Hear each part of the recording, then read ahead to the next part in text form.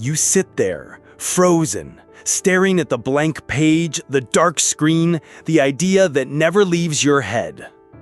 Days pass, weeks, months.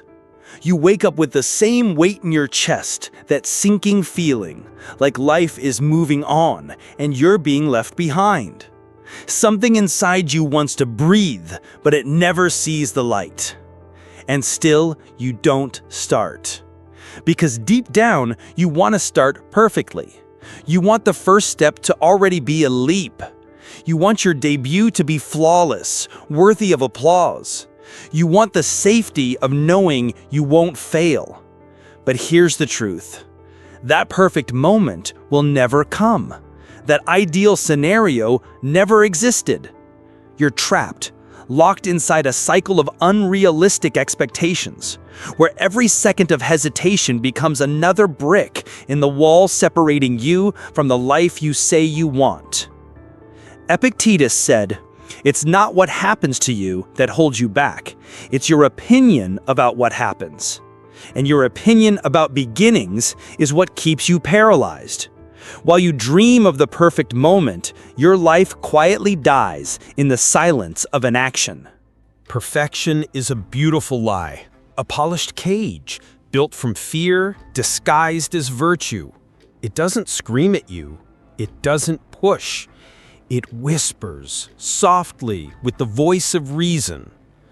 It tells you to wait, to refine, to rehearse, to sharpen the blade just a little more. It paints visions in your mind of applause, admiration, validation. It shows you a version of yourself, flawless, untouchable, immune to judgment. And you believe it. You tell yourself, this is maturity, this is wisdom, this is how great things are made. So you edit and edit. You rework the same sentence. You restart the same project. You buy new tools, new courses, convincing yourself that all of this is progress. But it's not progress. It's paralysis in disguise. Perfection feeds on hesitation. Every day you delay, it grows roots deeper into your mind. It wraps around your courage like ivy, slowly choking it until the fire inside becomes nothing but smoke. You scroll through other people's work, people who dared, people who stumbled, people who were foolish enough to start. And while you sit, analyzing, calculating, they are out there building, failing, learning, becoming. Perfection hates risk. It hates exposure. It hates vulnerability. It wants you behind glass, unseen, untouched, safe, and completely unfulfilled. Epictetus said, "If you want to improve, be content to be thought foolish and stupid." But you fear being seen as foolish. You fear being the beginner. You fear the stumble, the criticism, the imperfection that comes with being alive. So you wait for certainty, for that mystical day when fear vanishes, for a version of yourself that wakes up with unshakable confidence. But that day will never come, because confidence is not the reward for waiting, it's the consequence of doing. Perfection seduces you with the idea of control. It says, "Not yet, you're not ready. Just fix one more thing, wait one more day." And so you wait, and wait, and wait, until waiting becomes your default state, until procrastination becomes part of your identity, until starting feels like breaking something sacred. But here's the cruelest part. Every day you don't start, you reinforce the belief that you can't. You tell your brain over and over that fear wins. And with every cycle, the wall gets higher. The door feels heavier. The keys in your hand feel colder, harder to grasp. You tell yourself stories. That guy had more time. She had more talent. They had more support. But deep down, you know the truth. They weren't braver. They weren't more ready. They were simply more willing to look foolish, to be imperfect, to begin. Perfection is not your ally. It is not your protector. It is the architect of your stagnation, the silent executioner of your unlived life. You're not waiting for the right moment. You're serving a silent sentence in a prison you built with your own hands. You tell yourself, I'm just waiting for the right time.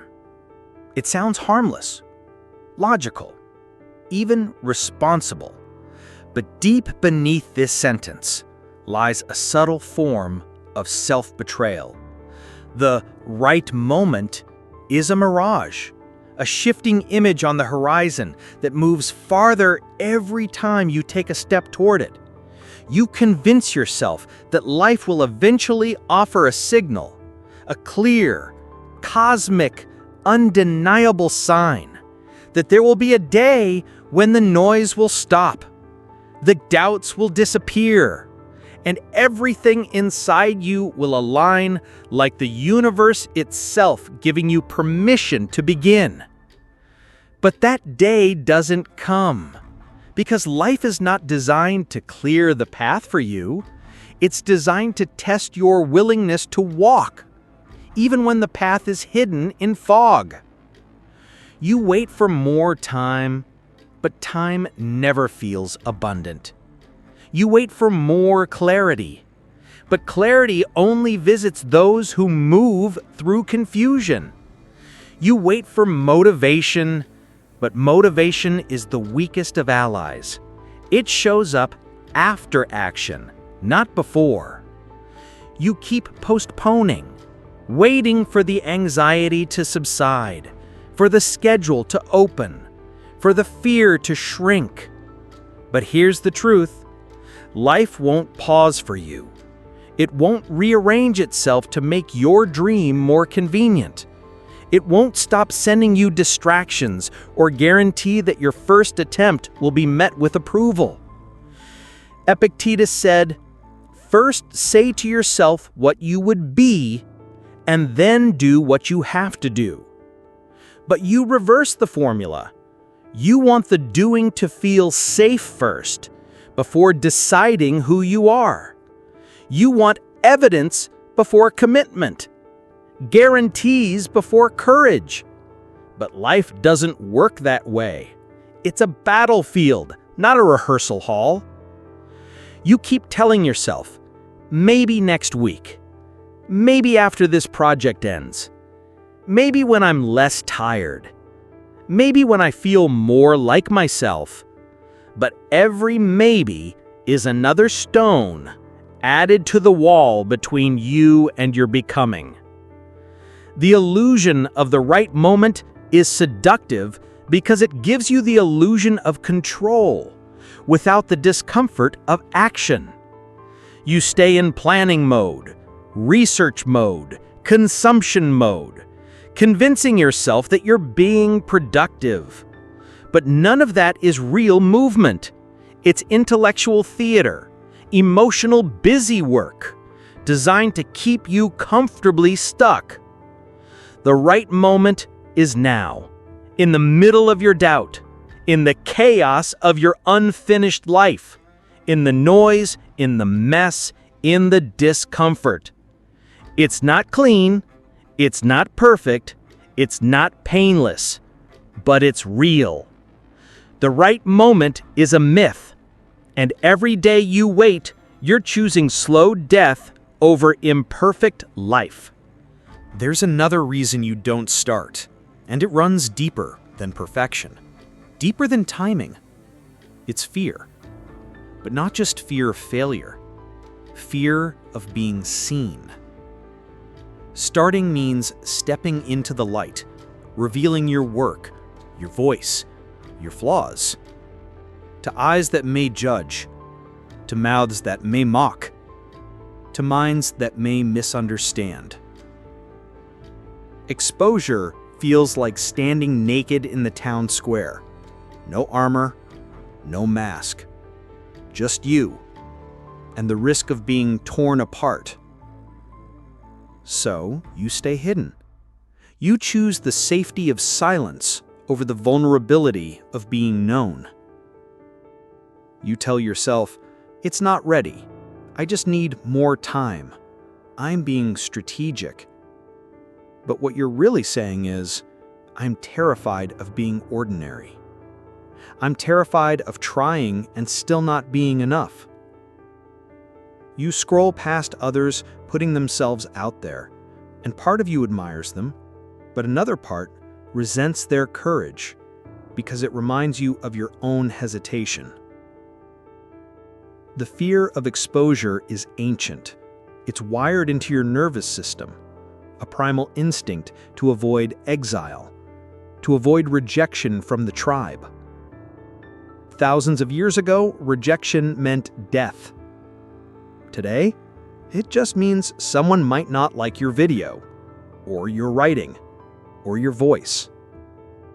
But your brain doesn't know the difference. It reacts the same way. Panic, sweaty palms, racing thoughts. That voice saying, stay quiet, stay small, stay safe. Epictetus said, if you want to improve, you must be willing to appear clumsy, awkward, and unskilled. But you don't want that. You want to emerge already refined, already respected, already proven. You want the applause without the silence that comes before it. You want the respect without the ridicule that often precedes it. But life doesn't reward invisible soldiers.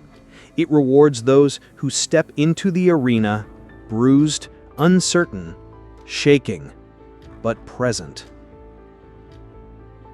Every minute you hide, you strengthen the voice that tells you you don't belong here.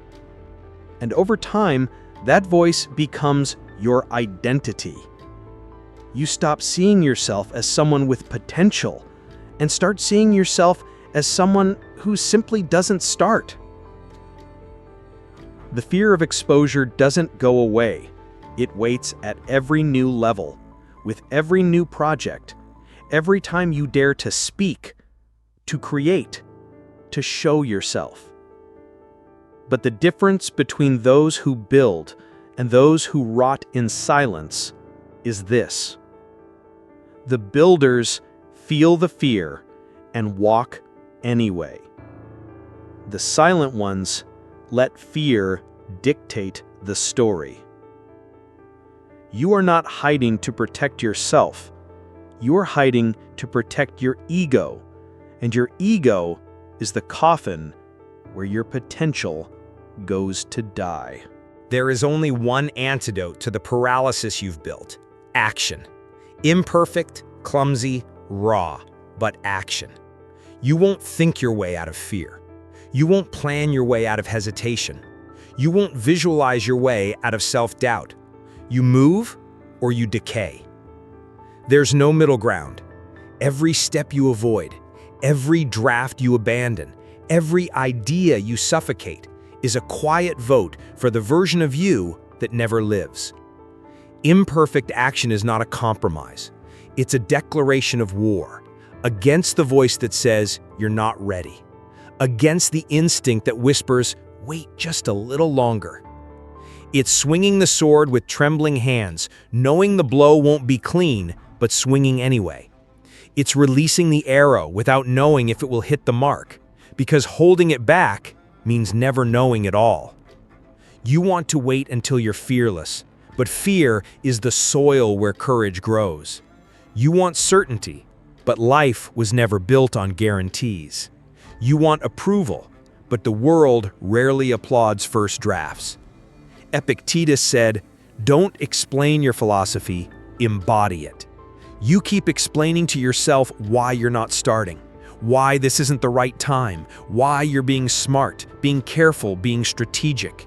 But none of that is embodiment. None of that is living. Action, even imperfect action, is a sacred ritual. It's the moment when thought becomes form, when intention becomes reality, when the invisible becomes visible. You will stumble. You will embarrass yourself. You will look back months later and cringe at your first attempts. But you will have something to look back on. And that is worth everything.